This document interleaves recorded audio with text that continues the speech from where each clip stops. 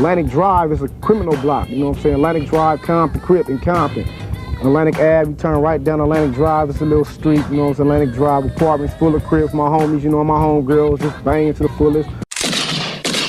Today we're talking about one of the most overlooked artists from one of the most controversial rap albums ever released, BG Scarface, from the album BANGlN on Wax. I remember BG Scarface being one of those that stood out on that album, on that project. And I always wondered why we never heard more of BG Scarface. But here's his story. You may not realize that this album, BANGlN on Wax, featured real B's and real C's, real members, people who had actually lived the life. And one of those artists was BG Scarface from Atlantic Drive, Compton. I know a lot about Atlantic Drive. Most of my best friends grew up on the east side of Compton. One of my best friends specifically grew up right in the middle of Atlantic Drive and Kelly Park. And if you know anything about those two sets, especially back in the 90s, oh yeah, they were going at it. They were going at it.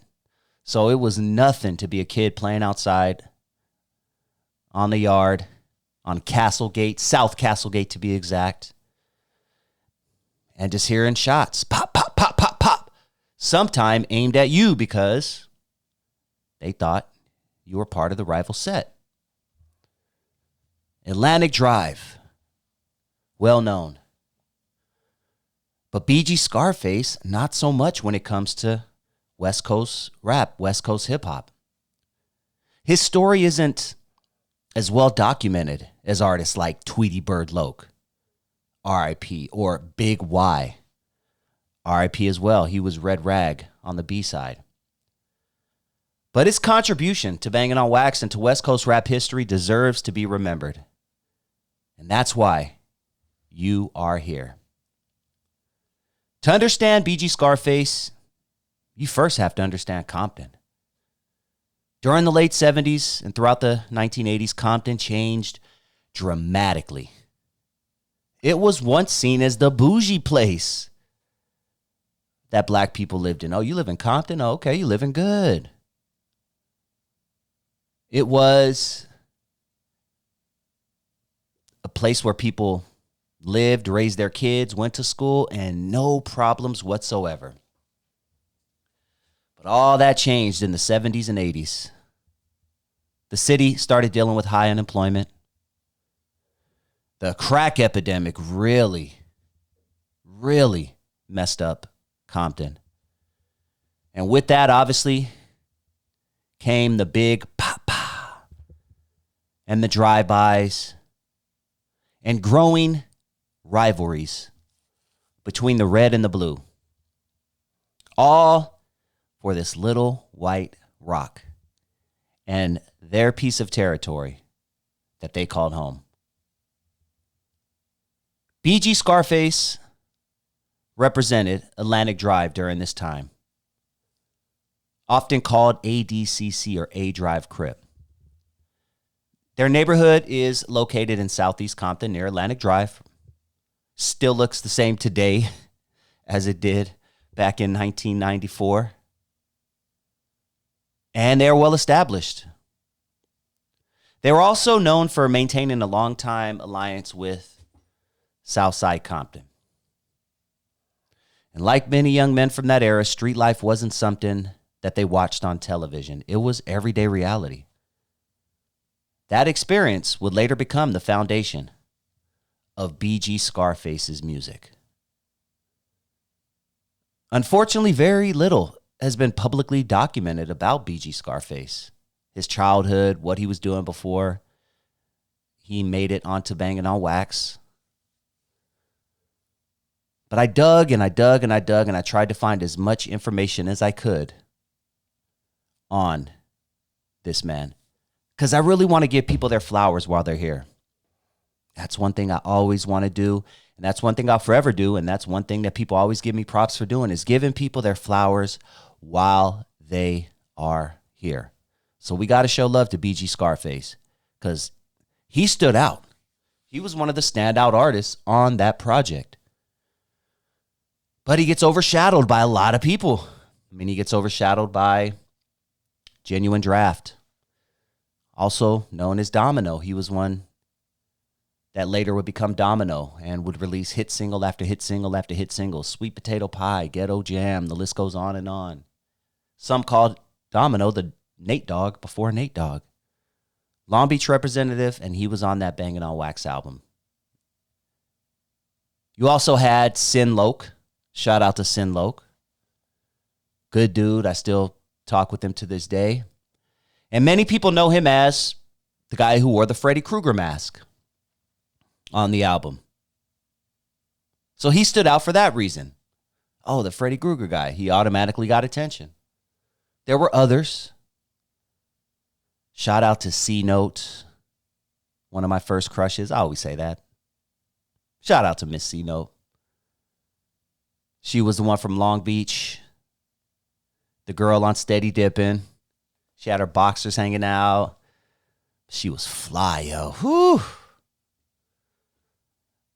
You had others, you had Crip Inch. I mean, you had a lot of good rappers on that initial project, and you had BG Scarface representing Atlantic Drive. In the early 90s, producer Ronnie Phillips and Kelly Park Compton rapper Tweety Bird Loke had an idea that sounded impossible.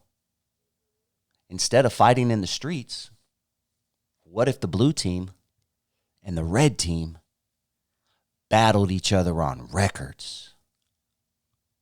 Many people thought the idea was crazy. Some people thought it would make things worse. Others believed that no one in their right mind would participate. Instead, real members from rival neighborhoods actually entered the studio. And the result was Bangin' on Wax, one of the greatest projects to ever come out of the West Coast, released in 1993. This album was one of the most talked about underground rap records of the decade of ever in hip hop history. It's one of the most talked about underground rapper, and wasn't really underground. It was run underground for a minute, and then it hit the mainstream. And next thing you know, they're out doing interviews on Maury Povich and Jerry Springer and all kind of stuff.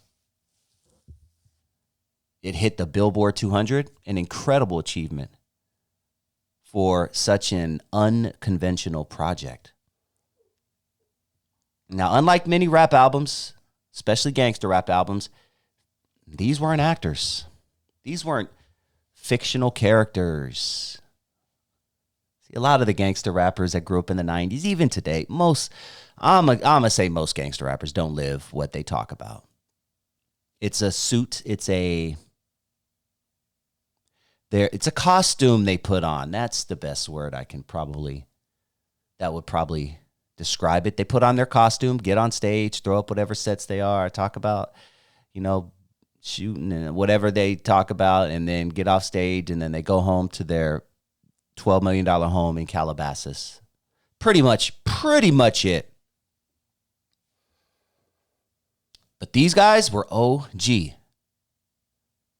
They were representing neighborhoods that they genuinely belonged to. Well, some of them. There is some controversy with a couple of artists who may or may not have been from where they said they were. Not going to call them out. But BG Scarface, by all means, was one of those people who are representing. Alongside artists like Tweety Bird Loke, AWOL, G-Bone, which was also from Atlantic Drive, Compton, Twin Loke, and several others. He helped create a project that people still talk about more than 30 years later. BG Scarface, His delivery was calm. It was direct. It was authentic. Listen to his music. I want you guys to listen to some BG Scarface music. If you know the BANGlN on Wax project, pop it in. I say pop it in like it's a tape. Play it. Stream it. Pay close attention to BG Scarface, and you will see that he definitely stood out.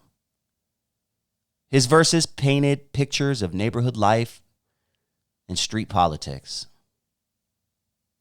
Fans also remember seeing him alongside fellow Atlantic Drive member G-Bone in projects connected to another great project, Nationwide Rip Riders.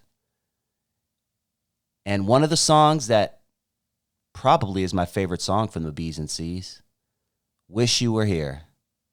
How I wish you were here. How I wish you. It was a good song where they had one rapper from the blue team rapping and then another rapper from the red team rapping, and they're just giving shout outs to all of the people from their neighborhoods that passed away. Nationwide Rip Riders was dope. Like, I feel like because up until that point, the Damus, the red team, had always been seen as having the better projects, the better rappers. But when Nationwide Rip Riders came out, they really showed that, okay, all right. Yeah, the blue team ain't playing. The title hit, Nationwide Rip Riders, man, still gets played to this day. Still gets played to this day. Several Crip artists continue recording together during this time under the name Nationwide Rip Riders. The music, if you listen to it, was more polished, but it still maintained its street authenticity. And BG Scarface remained part of that movement. The group helped prove that artists weren't simply participating in a one-time novelty project. No. They genuinely wanted careers in music. Although they never reached the commercial success of a Death Row Records or Ruthless or Priority, they built a loyal underground following that continues today. BG Scarface did spend some time in prison. Several longtime BANGlN on Wax history sources state that he served approximately 10 years in prison before being released around 2009. However, few official public details about his conviction have been published. Like many men who came from gang-affiliated neighborhoods during that era, his life included challenges that extended well beyond music. After his release, BG Scarface eventually relocated to Spokane, Washington. And on October 2nd, 2012, he passed away there. Now, this is where the story becomes difficult because several longtime BANGlN on Wax historians and fan archives have stated that his death was an apparent unaliving by his own doing. However, I want to be very clear. I could not find an official medical examiner's report, a police statement, or a major news report confirming that that was his cause of death. Because of that, the exact circumstances surrounding his passing remain publicly unverified. So out of respect for him and his family, it's important to separate verified fact from internet rumor. And rumor has it that he took his own life. Today, when people talk about West Coast rap, the conversation usually begins with NWA. Then Death Row, Tupac, Snoop Dogg. But underground history is just as important. And that's why I'm here. And that's why you're here, because you want to know about BG Scarface. Without artists like BG Scarface, there would be no BANGlN on Wax.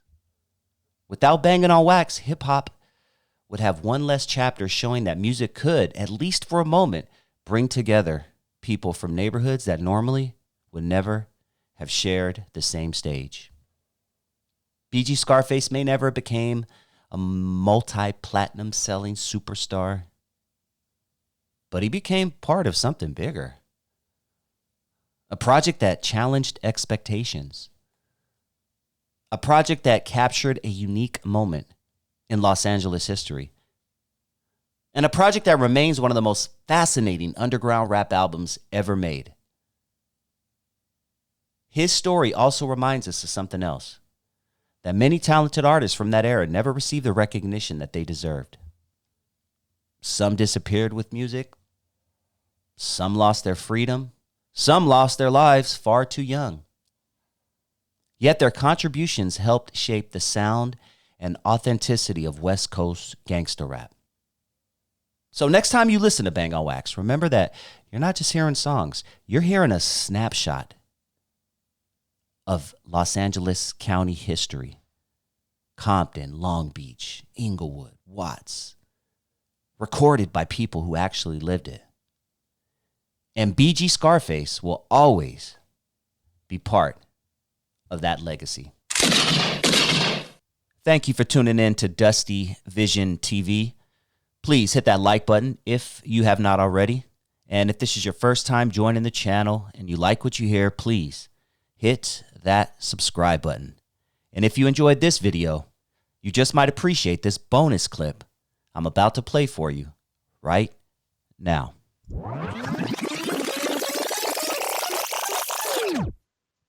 There was a lot of Crips, a lot of Bloods in and out of the studio with Snoop's camp and Suge's camp and whatnot. How was that managed? You know, did you guys like block out days for Snoop and his camp to come in and block out days for DJ Quick? And, you know, how was that managed, and were there ever any incidences? There were incidents of run-ins behind entourages, but the dudes at the top pretty much controlled it because Snoop didn't want that issue. You know, he was there to make his money. Suge didn't want that issue with anything with Snoop because Snoop was there hitting home runs. So everybody was trying to really make some money and be happy. Of course, there were tensions in between there, but the good thing about it, they were Long Beach Crips. This is where I always get in trouble. Because I know Crips are Crips, Pirus are Crips, blood to blood. But Compton Pirus don't too much have any problems with Long Beach Crips, other than them just being Crips. As long as you ain't up there saying, "What's up, blood? What's up, cuz?" and all that, then you ain't gonna have no problems. Everybody just being there in their corner. Just like when you go to a nightclub, you know a dude is a blood or a Crip or something over there. As long as he don't come over there and disrespect you, ain't gonna be no problem. The ultimate goal is you had to control your people. Most of the people that were there were trying to get a check. I always wondered back in the day, especially in the 90s, when I knew what was going on in the streets. I knew what was going on in the streets between the red team and the blue team. I knew what was going on. I remember thinking, how do they do that up at Death Row? How do they have red and blue making music together, being in the studio together, being around each other, going on tour together? How does that happen? As I got older, I understood it's all about the money.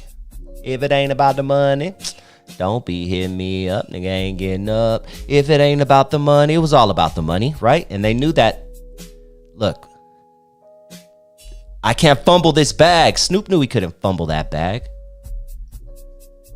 Suge knew that he had to take care of Snoop, even though Snoop was from the other side. He had to call off his dogs, his boys, probably a lot when the blue team came around. Because Suge knew Snoop was the goose that laid the golden egg. You lose him, and Dre, obviously. Dre was the bigger goose, in my opinion.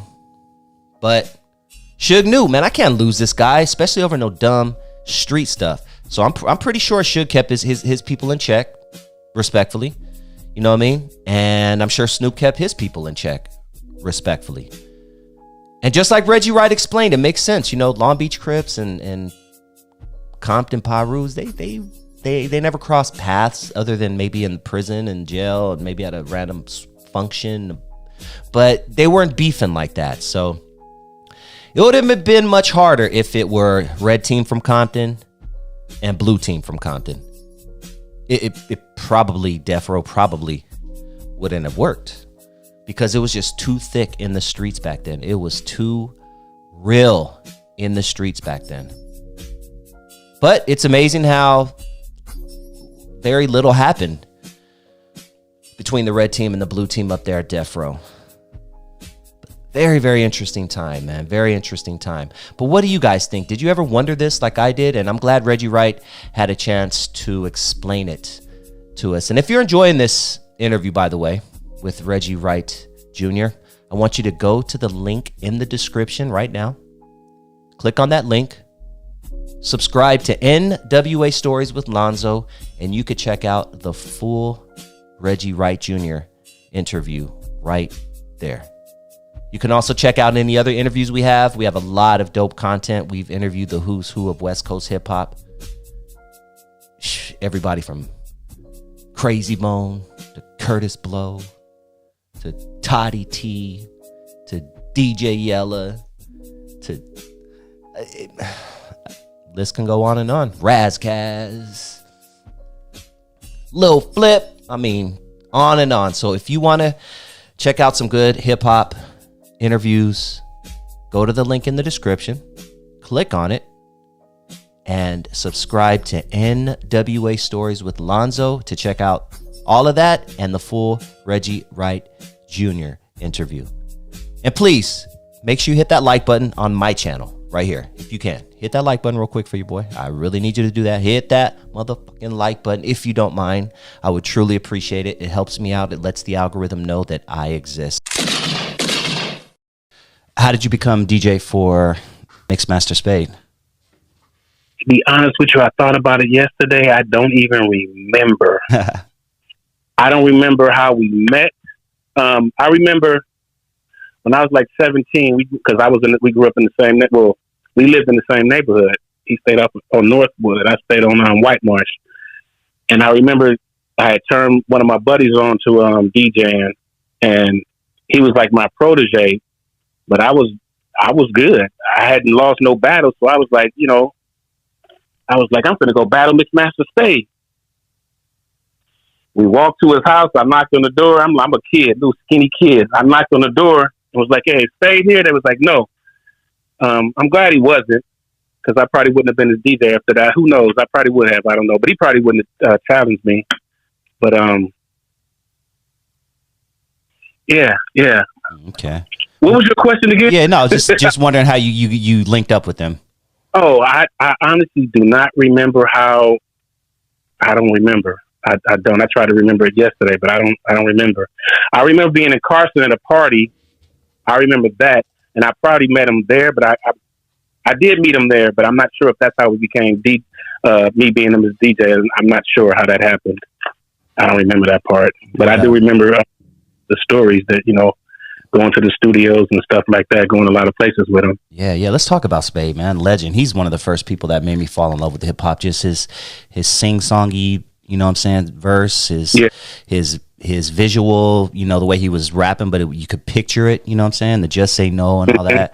I remember that very vividly as a kid, thinking, dude, I love this guy, not even knowing. I was probably 8 or 9, didn't even know anything about anything back then. But what type of guy was Mixmaster Spade? What do you remember about him? Spade, he loved entertaining people. He was humble. He was very humble, and he loved entertaining people. And he did like attention as well, though, too. But Spade was real cool. I remember I had to DJ a party once, and I can't remember what van I had, a truck I had, and I was like, it's not enough room. Spade taught me how to load up a truck. We took some stuff out and organized it, and I never had a problem after that. I never had a problem, no matter how much equipment I had, no matter how big the speakers were, because you start off with cheap stuff, and then you end up getting bigger and better stuff. But I never had a problem, and it was all because of Spade. But no, Spade was real cool people. I got a whole lot of love for Spade. Nothing but positive things to say about Spade. Yeah, give us some good stories. Just one thing that stands out, an experience you had with them. R.I.P. by the way. Right. I remember us going to the studio one night, because he used to book the studio time at 12 o'clock at night. We used to be in the studio from 12 o'clock at night to 6 or 8 in the morning. And I remember we used to go to clubs like before the studio to meet girls or try to pull some girls. And I remember asking them one time, like, and I'm young and I'm new to the real studio scene. And you know how when you look at stuff right now, you see when you look at sessions, you always see a gang of homeboys inside the studio. Right. And it was kind of like that on a different level, a little bit smaller, but he would always try to have girls around him and stuff. And I'm like, why don't you just come and take care of business and, you know, see them later? He was like, I want them to see what I do. There's not a lot of rappers out there. It's not a lot of people to do what we do. And I just like to share that with other people. You know, he mentioned that to me. Now, like I said, I was probably like 18 years old, and I remember that. He introduced me to a lot of engineers. I learned a lot from these engineers, even before I started engineering. But what I learned from them, I brought that into me, engineering. But it started with Spade. I'm pretty sure that's how I met Todd, too. I met King T through Spade. I met a lot of people through Spade. Oh, watch this. Okay. I remember we had a show to do in Oakland. King T talked about this on another person's podcast. I won't mention the name. But I remember King T talking about doing a show in Oakland, and he said that they were throwing change at him on stage. Well, I was there. And I'm going to tell you, Keela, if you're listening change, to this. As in dollars and quarters and dimes and stuff? Quarters, nickels, and dimes, yeah. He mentioned it on another podcast. But I'm going to tell you how it started. What happened was he had just came out with a single. I can't remember. I think it was Act the Fool or something. I'm not sure. But he had this. It was a single. It was a 12-inch. So he played the B-side. And it was a slow song. They had never heard it before. And I forgot who went on before them. But, I mean, because it was MC Light, Boogie Down Production, 783. It was a lot of people performing. So he's performing, somebody throwing a nickel, a dime here and there. And then after the song went off, he was like, he said, if y'all throw another dime up here, I'm going to get off the stage and whoop-de-whoop, whoop-de-whoop. Everybody started throwing money. Damn. Nickels, dimes, quarters, and Oakland's the wrong place to test somebody. Yeah, it was they was coming so much. And I'm on the side, backstage. And he just ran off stage. And when he got off stage, he said it was coming like bullets. He never got to finish the show. But, oh yeah. So when we out there, like Spade didn't drink and he didn't smoke, right? So after the show, we chilling, we got girls and all this kind of stuff. And Spade ended up getting kicked out the hotel. This is another story nobody gonna know about. Because Spade didn't drink, but he just happened to take a sip of a beer that night. And he got into it with the lady at the counter, and they kicked him out and made him go to another hotel. Another crazy story nobody's gonna know about. Johnny J was there. You heard of Johnny J, right? Of course, yeah. Pac producer, and R.I.P. as well. Yeah. Johnny J was there too. T-Fly, all them people was there. Candyman performed too. Candyman was there. He performed. Yeah, it was real cool. Damn. But yeah, that's a few of the things that I can remember. It's a lot more party, but those are some of the things that I remember about being with Spade. I love that, man. Was this after his songs, were big, or was this during or before? What time period are we talking to Mixmaster Spade's life? This is 1980, 88 maybe. Okay, just a couple years after that, then. So that song is popping, like still the Just Say No and the Batarang. What were some of the cities you guys traveled to? Because that song was, from what I understand, it was big everywhere. I mean, we used to do Orange County, mainly L.A., Orange County, and our biggest one that while I was with him was, like I said, the Oakland thing. But I quit prematurely. And the reason why, all the stuff that I'm telling you, I haven't told nobody. I think some of this stuff maybe my son might know, but other than that, nobody. Thank you. So, no problem. We were in LA at a high school, and see, Spade, we never practiced. I never had a practice. We never rehearsed, not one time. Never. Wow. We would get to the location, or we'd drive to the location, and he'll say, play this song, a verse of this song, a verse of that song, And then we're going to do this song, we're going to do this. And I would have to memorize all that in my head, like within, seconds. And then sometimes he might try to change it at the last minute. And so we perform, and I think he performed 2 or 3 songs. And then I put on the song, the right song, but I put the vocal version on it. And he was like, turn off the music, DMG, turn off the music. I don't lip sync. So I had to turn it over and put the instrumental on. So we finished the show, and I was upset. I was offended that he had embarrassed me in front of the whole school. So I think that following weekend, a few days later or something, we had a show to do in Orange County at some club. He was like, DMG, I'm on my way to pick you up. I was like, no, you're not. He was like, what you talking about? We got a show. I was like, no, you got a show. And he was like, well, what's the problem? And I told him. He was like, oh, man, don't take that personal. I was like, well, I'm taking it personal. I didn't go to the show, so I quit. I don't know if Todd will remember this, but Todd ended up DJing for him that night because Spade called me the next day. And they didn't have the records, and Todd didn't expect to DJ for him. So Spade had a cassette, and he asked Todd, this is what Spade told me. He asked Todd to play the tape for him. Todd pushed record, play and record by accident, and erased the tape. Whoa. And erased them. Spade was like, I couldn't. If you would have came, that wouldn't happen. He erased it by accident. So I don't know what happened with the whole show, but that's what Spade had told me. Yeah, it was that was something. Yeah. Yeah, I love this behind the scenes stuff, man. Appreciate you sharing, dude. Coming up in Compton was cool, you see a lot when you grow up in Compton. I was on more of a blood-related side of Compton, around people that I learned a lot from. I got a lot of street smarts from being there. You kind of learn who to fuck with and who not to fuck with, who you should kind of, make ties with.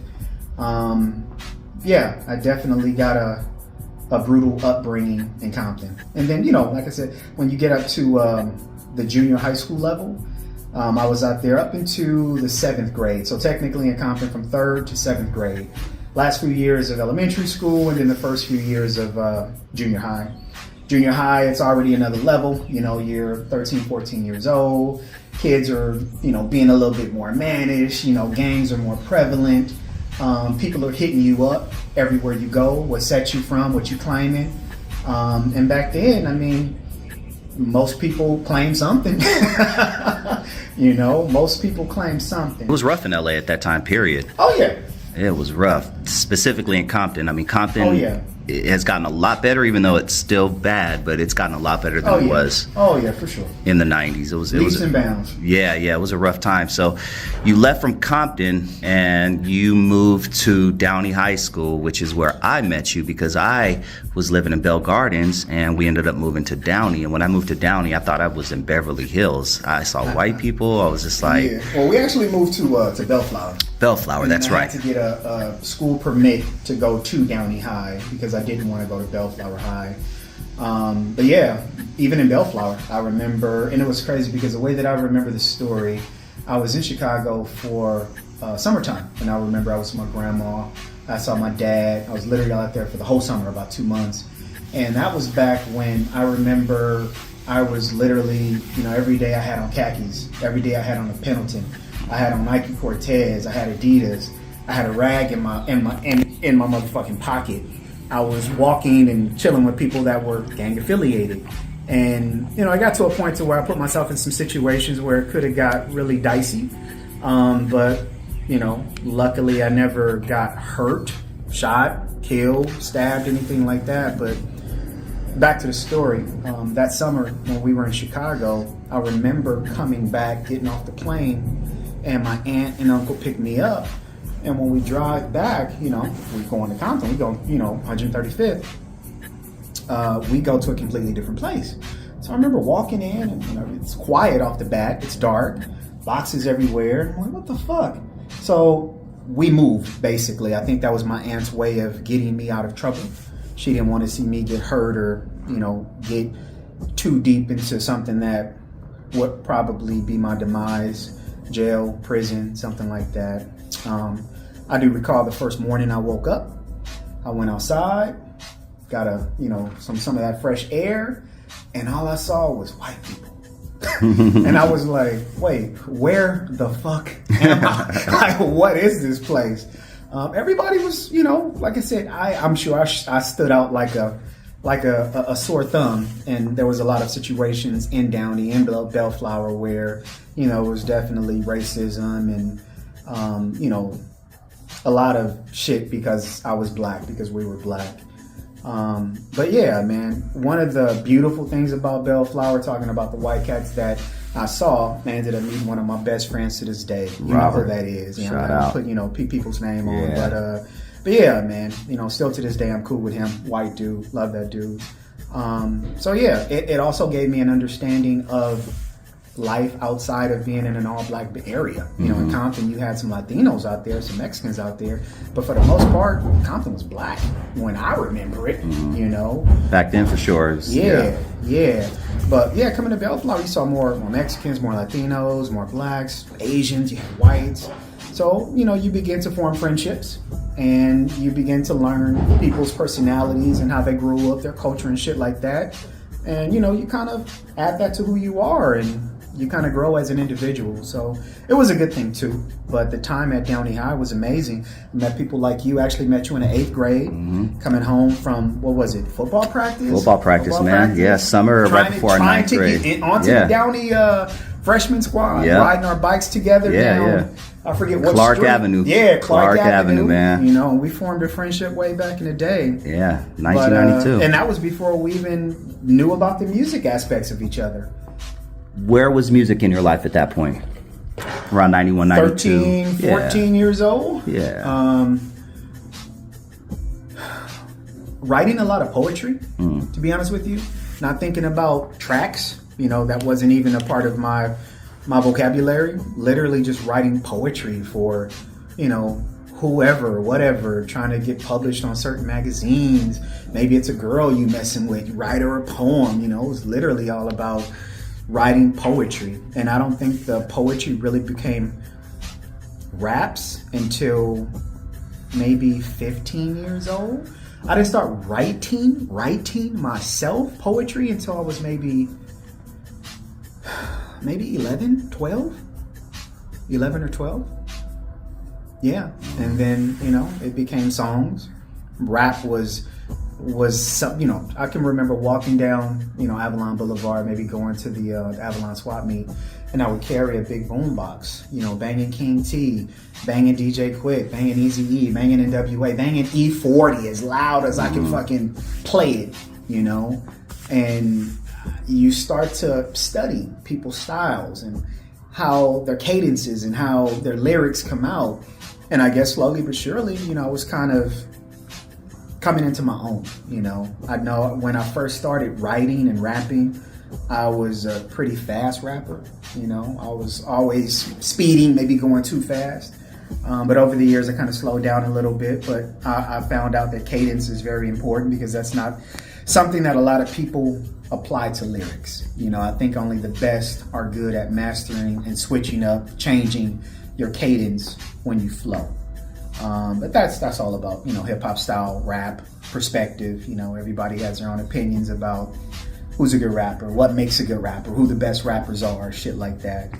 I've always loved, people like Andre 3000, E40, Eminem, Jay-Z, some of the newer cats, J. Cole, Kendrick Lamar, people that actually use cadence, change their levels, flip up their style mid fucking flow, and still tell a amazing story. They're not just talking about bullshit, like they're actually telling a fucking story. I pride myself on telling stories. I pride myself on making people feel something. That's always been big to me. I had an opportunity to be on death row. Big Jake, my homie Big Jake, the one that got killed in Atlanta. That was my homie. Suge's right hand man. That was my homie. Me and Jake was real close. And Jake was always telling me, come on, man, come over here. I'm telling you, man, it's popping over here. He used to call us when they used to be out in the water in yachts. Snoop them all over here. This is when Death Row was at its peak. Man, come over here. I'm telling you, I can get you a deal with Suge. But I was already locked in with my homie Rody with Funkin' It Up Records, so I couldn't go over there. But Jake used to hit me up all the time. You know what I'm saying? And you know, he came and got me. Him and Jim Bob came and got me from San Diego. I was out there stranded, out there doing some stuff out there. Called Jake, man, come pick me up, man. Me and Jake was real cool. And he was a good dude too, man. But you know, any kids that's listening, my thing will do, man, just connect with somebody that really loves the Lord. Connect with me if you have to. You know what I'm saying? Yeah. I give you the real on it because I know the streets like the back of my hand. I know it. I walked away from it. Talk to these kids about the street and about joining the gang, specifically the ones who are just thinking about doing it right now. Well, here's the thing. You know, anybody who chooses to join a gang is just looking for love. Either they're not getting it from home. They probably come from a broken home, broken setting, no dad in the house, and they just looking for love. But see, God is the ultimate love. God is never going to do you dirty. God is never going to steal from you. He's never going to hurt you or harm you. And the only thing that street gangs offer is hurt, harm, and danger. There's only two paths, and it's inevitable. You can't dodge it or you can't get around it. If you continue to stay and walk that walk, you're either going to be dead in the cemetery or you're going to be in the penitentiary for the rest of your life because there's so much pressure. You have to put in work. You gotta prove yourself to make everybody think that you're worthy to be in this gang. So it's not worth it at the end of the day. You know, you youngsters got a lot of life ahead of y'all. You don't want to be in the cemetery at 21, 22 years old. You know, you don't want to take your mom and your dad through that hurt and that sorrow. So many brothers and sisters have just, and it continues to happen, you know, because of that lifestyle. That lifestyle is a dead end, literally a dead end. So I would say, man, walk away. Don't, you know what I'm saying? Walk away.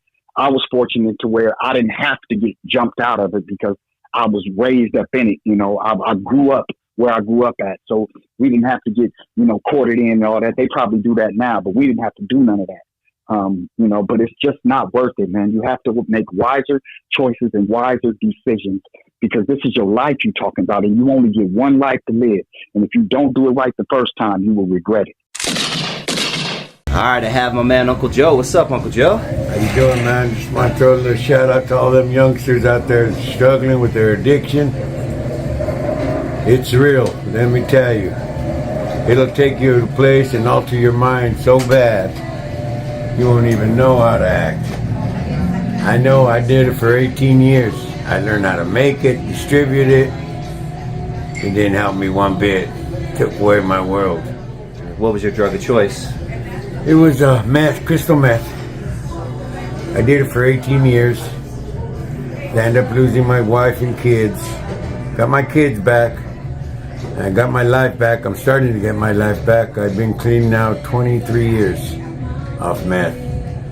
But just remember all that, every time you decide to do that meth, well, you're falling out of reality of what is really going on.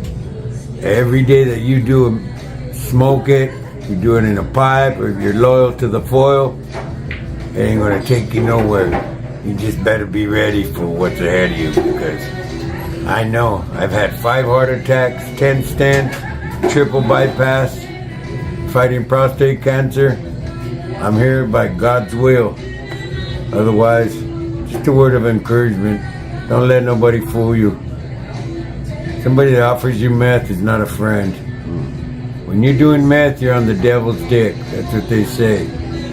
So you just encourage yourself, and there's the only gateway to another drug is you yourself.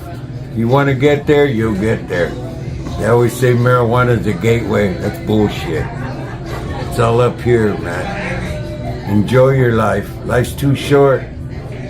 You don't want to get into the drugs. It does nothing for you. Makes you feel brand new when you start doing it. I mean, you're up on things. I stayed 22 days without sleeping. Then I had a crystal methamphetamine overdose. My skin started turning purple and blue. I started losing the color of my skin. And even after that, I still didn't quit. They sent me to Los Encinas in Pasadena, one of the best rehabilitation centers. I stayed 4 days and I walked out.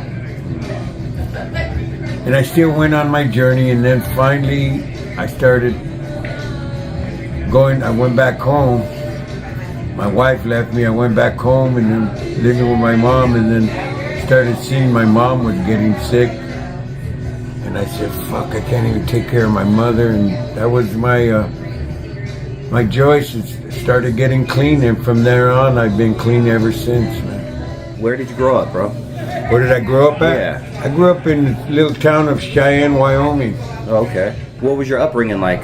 Oh, well, my dad was an alcoholic for a while, you know, but there was 9 of us. I had 5 brothers and 3 sisters. My upbringing was good. My parents, hardworking, but my dad was a little rough. Did a lot of drinking, and, you know, we learned our morals and a lot of respect. When your dad said something, you did it. But my upbringing was good. It was good. None of my grandparents or none of them had any trouble or nothing like that. You know, which I think I'm the one that did all the jail time and the drugs for all my family, unfortunately. But I'm glad I can just sit here and practice, you know, and spread the word of love and just stay away from the dope, man. Because you know what? It's not what you think it is. You might feel like you're on top of things and you're up all the time, but you just look around nowadays. You see all the people walking around like zombies and not knowing what they are, or not even washing or cleaning themselves. You don't want to go there. It's okay to be weird, because once you get clean, they look at you as being weird because you don't do what they do anymore. So that's how they judge you, as being weird. They don't even like being around you anymore, but it's just being true to yourself. It's not being weird. You'll feel so much better, and the quality of life is so much better on the other side. You said you did jail time. Tell us about your experience behind bars, man. It was a little horrible. I was in and out. I think the last jail time I did was 6 months in the county jail. I got caught for brandishing a firearm, possession, assault with commit bodily harm, in and out of jail. I think it started opening my eyes a little bit. At first, it was just part of growing up and dealing. Once you're into that drug world, you learn how to adapt to it, but in the long run, it just really hurts you, because you're falling out of what's really the reality of everything. You know, you burn all kinds of bridges, you knock them down, but you just gotta never give up. You can give in, but not up. That's a whole different thing when you give in. You know, it's everybody has their way of dealing with it. Thank God mine was, my sister came over, seeing that I was so bad. She brought me a saint of the Virgen de Guadalupe and told me, pray for this. Pray to this lady, she'll help you. This saint will help you. And that day I was so sick, I couldn't even drink water out of a straw. A friend of mine, this girl, came over and helped me, fed me, took care of me. And then I started praying to this lady, to this saint, and I had a spiritual awakening. I felt her sit next to me in the bed, put me down and told me, go to bed, tomorrow's another day. From that day on, I slept 29 hours without getting up. My mom was worried. She said, son, you didn't even get up to use the restroom. I just told her I was a little tired, Mom. From that day on, with the grace of God, I've been clean since 23 years. I'm doing much better. I got me a little job now. Got my kids back. Well, my wife, she's remarried and went on with her life, which I don't blame, but just a word of advice, man. Love yourself. There's no need for you to even do that drug, because it'll take so much out of you and the life of you. It's hard to get out of it. It's a habit I did for 18 years I did it. And let me tell you, I thought I was on things, and I burned so many bridges down. A lot of people didn't trust me. I ended up being a dealer and making meds, selling it, distributing it, but it don't get you nowhere. You just got to be ready and have a strong mind. You know, you got to learn how to say no. It's all right to say no and be weird, because that's how they look at you, man. My prayers to all of you that are still struggling with their addiction, but one day at a time. You make the effort and let God in your life. Hey, you don't got to be strange about talking to God and letting Him know. You know, ain't nothing wrong with praying. Talk to Him like you're talking to another human being. He'll hear your prayers. Let me tell you, I was gone. I was weighing like 165 pounds. Real bad. Just listen, man. Listen to what's in front of you and look at what's in front of you. You'll see how evil the drug is. My prayers to all these that are still struggling, and God bless you, man. Never give up. Keep on fighting. I've said this before and I'll say it again. I judge restaurants on how clean their restroom is. There's no pee on the floor. There's no graffiti. Clean restroom means everything. Let me see what I can steal real quick. I recently went to a neighborhood in Los Angeles called Frogtown. Frogtown, which is officially Elysian Valley, earned its nickname between the 1930s and the 1960s due to a massive infestation of frogs and toads, specifically western toads that migrated from the adjacent LA River. Thousands of these amphibians would cover streets and yards, particularly during spring. While I was in the area, I decided to check out a few of their establishments. Here is one I came across. All right, I'm back in Frogtown at this cool little spot that I ran into called Spoke. Such a vibe. Had to pop in and grab a drink. We got a sangria and we got a chicken sandwich, a little salad on the side. So let's see what this place is talking about. Once again, I've said this before and I'll say it again. I judge restaurants on how clean their restroom is. And look at this restroom. This shit's spotless. There's no pee on the floor. There's no graffiti. And we're smack dab in the middle of Los Angeles. Shout out to the Spoke, man. Gotta show them some love, man. Clean restroom means everything. Let me see what I can steal real quick. It's right next to the LA riverbed.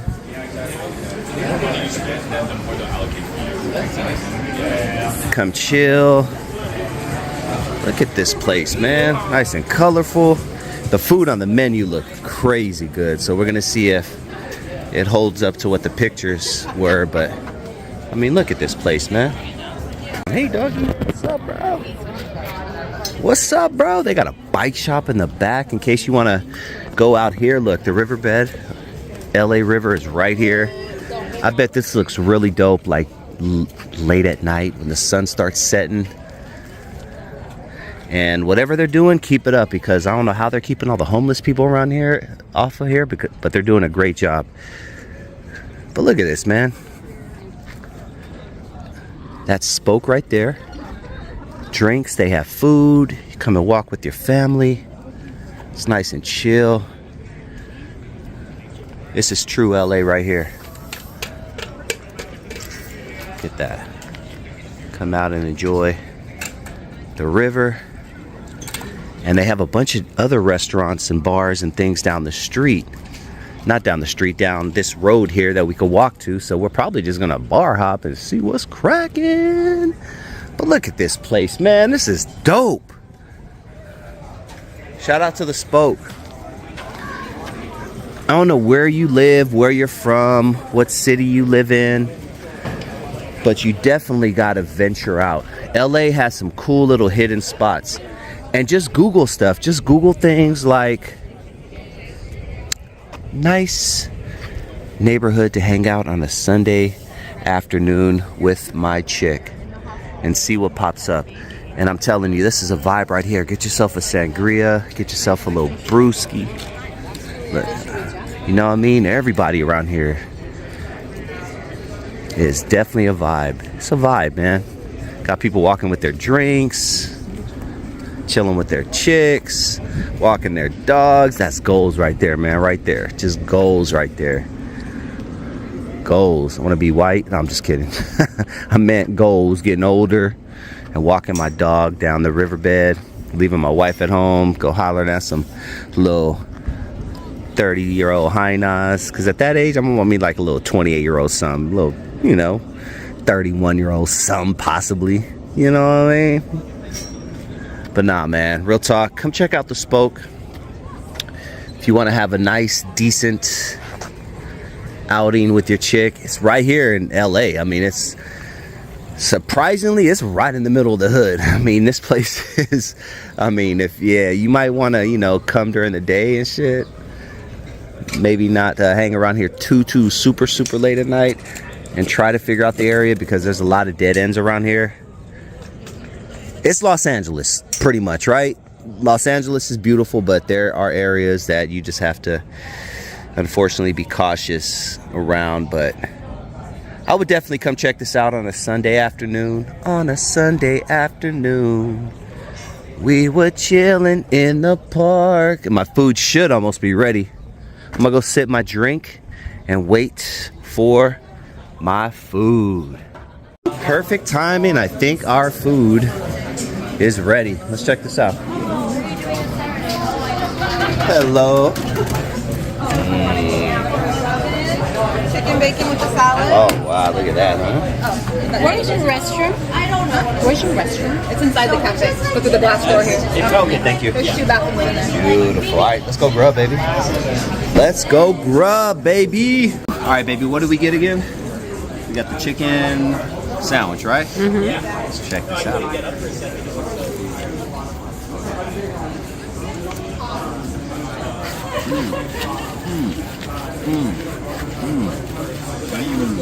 It's all over your mouth.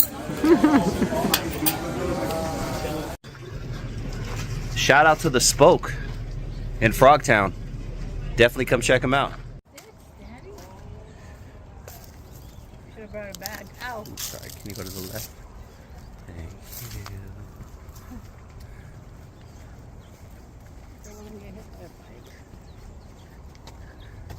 Taking a little walk on the trail, checking out the graffiti. I always like looking at the local graffiti wherever I am.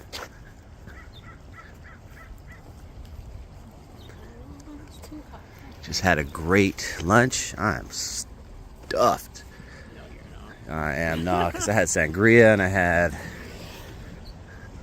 a beer and I had, oh man, I'm feeling good right now, but definitely need to walk it off a little bit, get my steps in,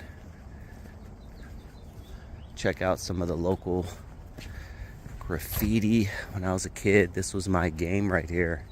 The riverbed was my second home.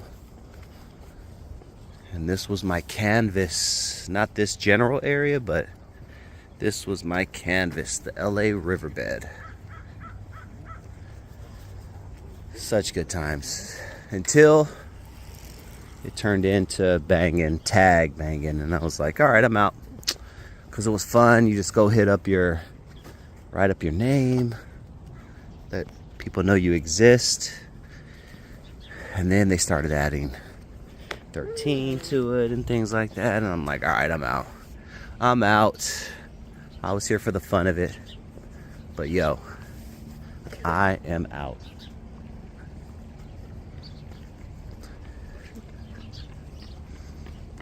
Hey, white girl.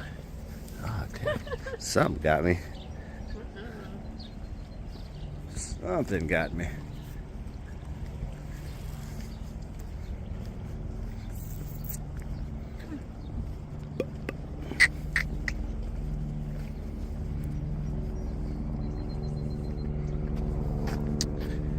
Graffiti.